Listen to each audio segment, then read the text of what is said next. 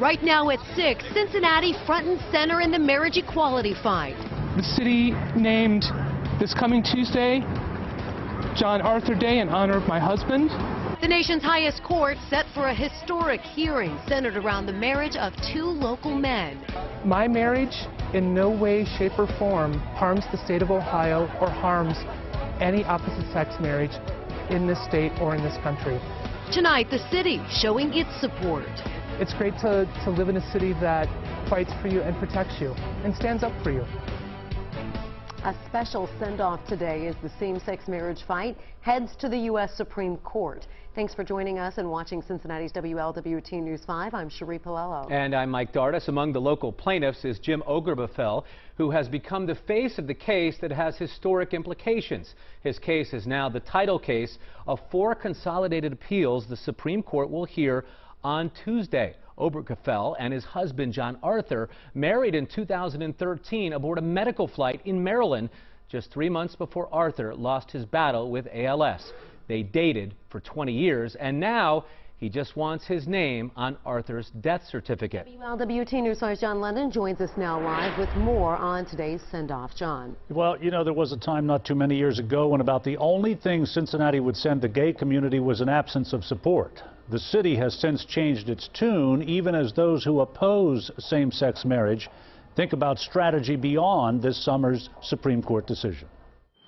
The send-off was on very public space, the front of City Hall. But for many here, the moment was deeply personal. Jim Obergefell's opening words. I love my city. A city his late husband John Arthur insisted on calling home. At the moment, Ohio does not recognize their marriage. All of the cases the High Court hears Tuesday carry the name Obergefell. He will be there. I don't know what to expect, so I haven't really thought about that a whole lot. I think I'll just sit there and miss John. The scenery sparkled with personal today. 4-year-old Graydon, 10-month-old Orion, sons of Pam and Nicole, both plaintiffs on the cusp of history. Words from the heart soared like a jet stream. And I got to tell you, my son Andrew just moved downtown and over the Rhine with his boyfriend Justin, and I could not be more proud of my son Andrew. Throughout this crowd, as Obergefell put it, was both a legal story and a love story. There's a lot of problems that government's got to solve, but too much love is not one of them. The Supreme Court has no business hearing this case. Quoting Phil Burris of Citizens for Community Values, it is a state sovereignty issue. There is no such thing as a federal marriage license. We have 50 incubators. Let them go. Charles Tassel of CCV defines marriage as one man, one woman. He also says Justices Ginsburg and Kagan should recuse themselves since they've personally performed same-sex marriages. No other system, whether it's on the reporter side or the judicial side, would you be allowed to participate in something and then go rule on it. Wherever one falls on this social issue, there is no denying the sea change stems from the willingness of the LGBT community to make itself visible, to demand equal recognition. And that's extremely important to us as our kids' journey through life. For many here, the personal journey to June's ruling is what you find at the rainbow's end. Not one of us thought that we would be part of that history.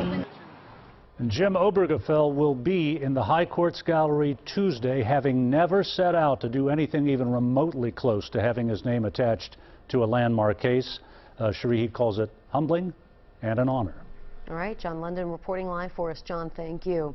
Opponents of the same-sex marriage say that their big beef right now is that the case has been prejudged in their opinion and that they won't get a fair hearing on the most fundamental social issue of all, which is marriage. You can count on WLWT for complete coverage of this historic Supreme Court hearing this coming Tuesday, on air, online, and on the go. The 2.5-hour hearing will begin at 10 o'clock in the morning. The first 90 minutes will focus on whether states can refuse to grant marriage licenses to gay couples. The next half hour will be about whether states can refuse to recognize same-sex marriages that were legally performed elsewhere.